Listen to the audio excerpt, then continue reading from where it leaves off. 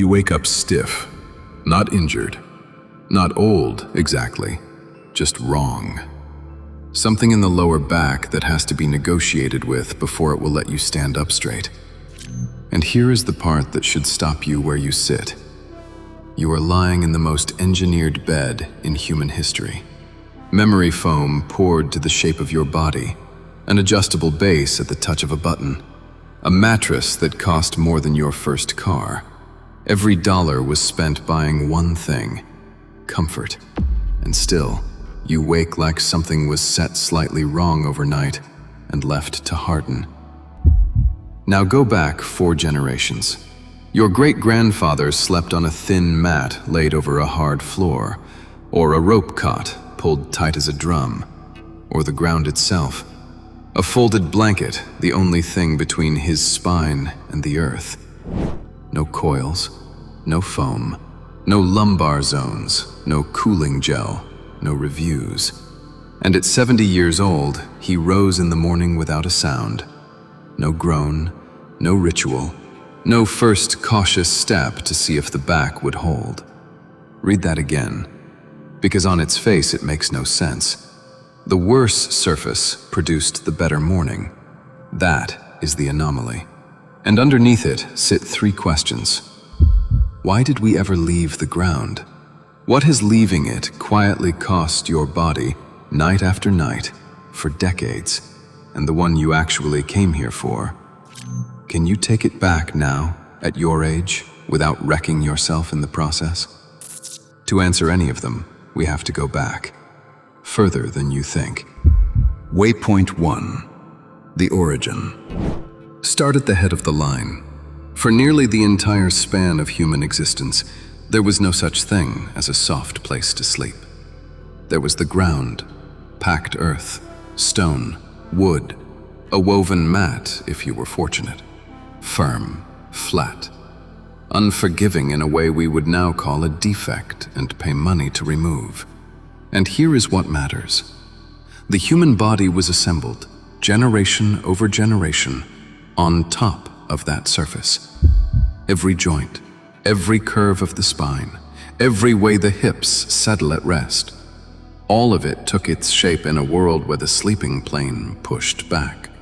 The body did not merely tolerate the hard ground, it was calibrated to it. Hold one idea as we move forward, because everything ahead depends on it. On a firm, even surface, the spine is able to rest close to its neutral line, the gentle S-curve it holds when you stand well. Nothing forces it out of true. That is the design specification. That is the setting we were built to sleep in. Keep walking, because for a very long time, nothing changed.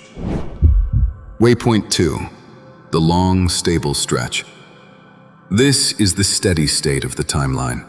Thousands of years where the answer held and held and held.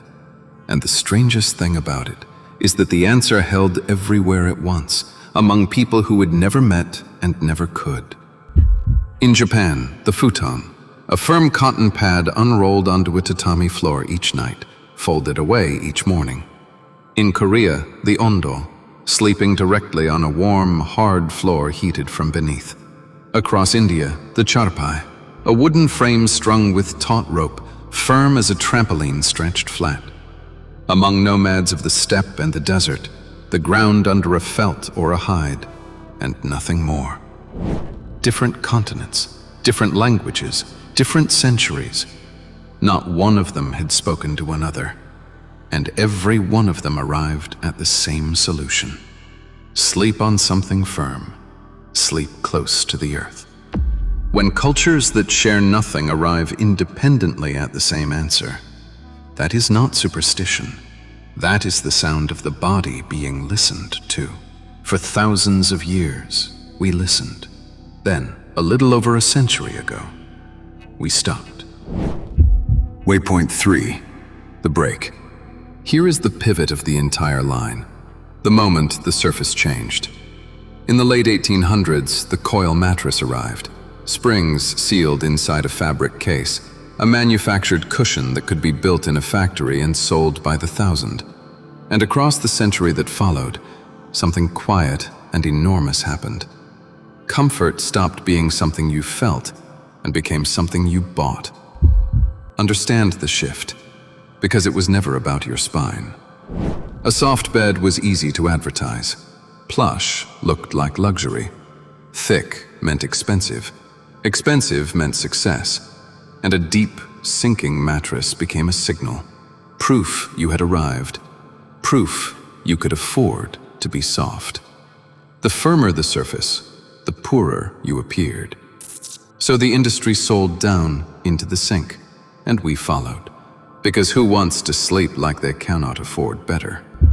Nobody in that entire chain, not the maker, not the seller, not the ad, was ever asking what the surface does to a spine across 8 hours. That was never the question being answered. The question being answered was how to sell you the feeling of comfort at the moment your body touches the bed. And at that one moment, sinking feels wonderful. But you do not sleep for a moment. You sleep for a third of your life, and this is where the cost finally shows itself. On a sagging surface, your hips, the heaviest part of you, press down and sink. The lower back is pulled along with them, bent out of its neutral line and held there. Not for a second. All night, hour after hour after hour, your spine is quietly folded into a position it was never built to hold, and asked to stay there until morning. Then you stand up, and you blame your age. That is the anomaly solved. We did not leave the ground because the ground failed us. We left it because sinking was easy to sell. If you have felt exactly this for years and never had a word for it, do 2 quick things. Tap like. It tells the algorithm to carry this to another man who wakes up stiff and quietly assumes it is just what 60 feels like. And tell me in the comments, are you a soft sleeper or a firm sleeper? And how old are you? The next decode gets built from what you send back. Now, let me show you what a century of sinking has done specifically to you. Waypoint 4. The present re-entered. Come back to the bed you woke up in. Same mattress, new eyes. What you feel in the morning is not one bad night. It is accumulation.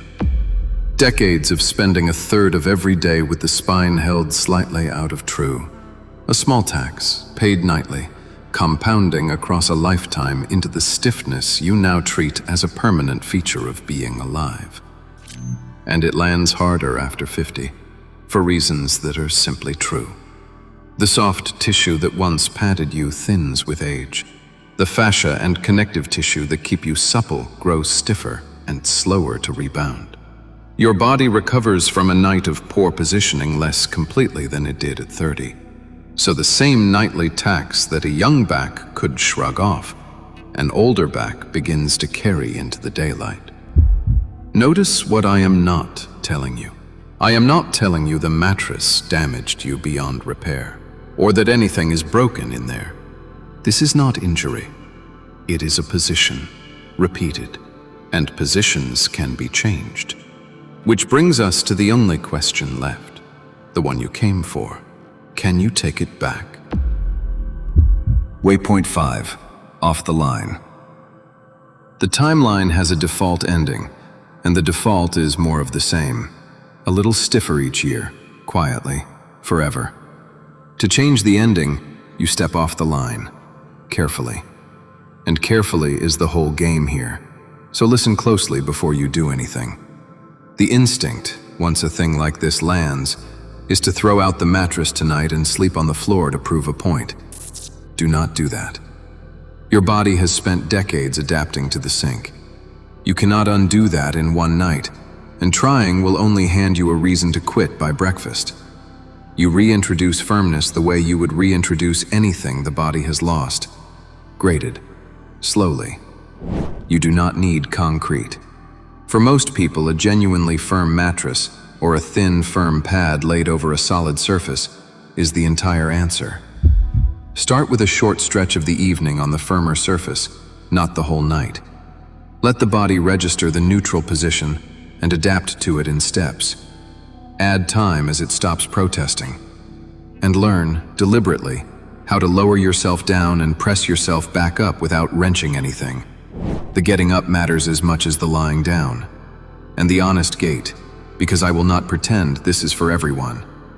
If you live with a diagnosed disc condition, osteoporosis, a joint replacement, or you already struggle to get up and down from the floor, this is a conversation to have with a professional who knows your body before you change a thing.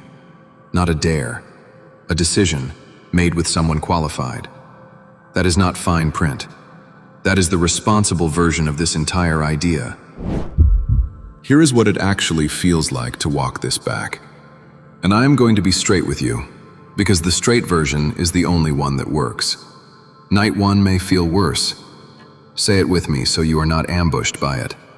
Your body has spent years learning to sink, and the first nights on a firm surface, it will complain. New pressure points, a back unsure what to do with support it has not felt in decades. This is not the surface being wrong.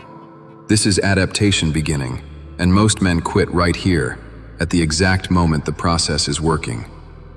By night 7, something settles. The complaints quiet. The body stops fighting the new position and starts to trust it. You are not there yet, but you feel the direction change. By night 30, you notice the thing you came for. Not in the bed, in the morning. That first movement of the day arrives with a little less negotiation. You stand, and the back simply holds. The tax you had been paying every night, quietly, you stop paying it. Your first night, keep it simple. Firm surface, a thin support under the neck to hold that neutral line, spine long, and a short, honest stretch of time. Then let the timeline do its work. So the ancient men who slept on hard ground and rose without pain were not tougher than you. They were not built differently. They simply never left the surface the body was made for, and you were sold a reason to. The good news sits in that same sentence. If it was sold to you, it can be handed back. Slowly, safely, on your terms. Now tell me, soft sleeper or firm sleeper? And drop your age beside it. I want to see who is walking this back with me and how far along the line you already are.